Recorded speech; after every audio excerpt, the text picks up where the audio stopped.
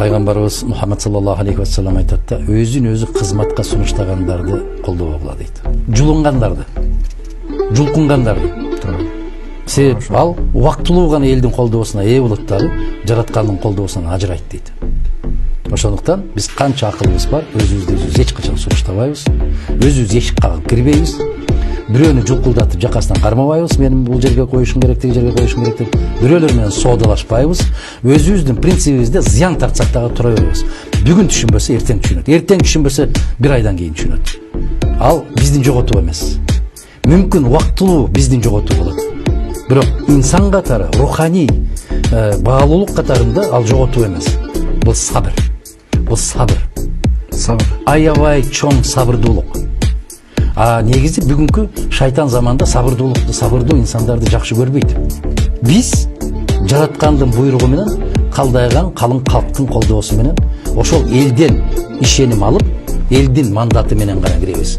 4-5 кишинин жүгүрүктөрү менен кирбейбиз. Анан бәле оңолбодуңуз дегендей сөздөрдү уктум. Оңолбойм, бул жагынан мен кебелбес турам.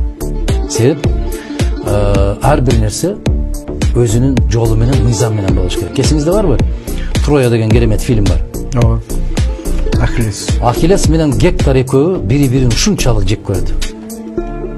Ушунчалык экөө эребелгө чыгып чабышып атканда бир ашыктай болгон таш, жылкынын ашыгындай болгон ташка чалынып, Гектор кулап түшүп атат.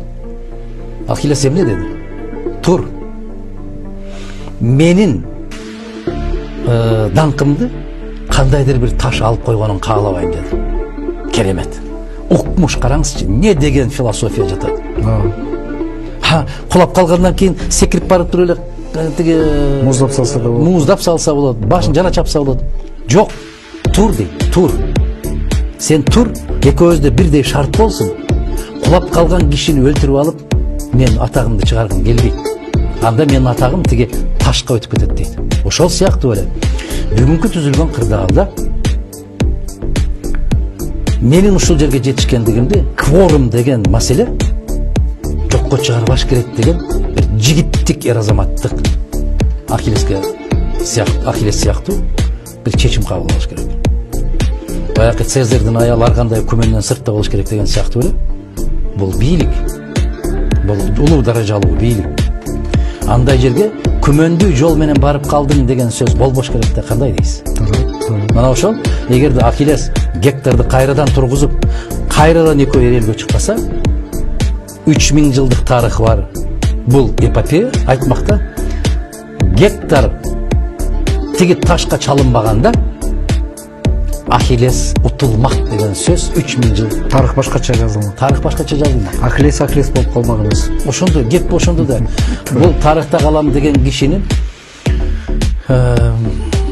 тарыхында, өмүр баянында кандай деп айтабыз билбейм. Ушул шайланып аткан мезгилинде эч кандай шек саноо күмөн болбош керек да. Мына ошондо күчкө ээ болот.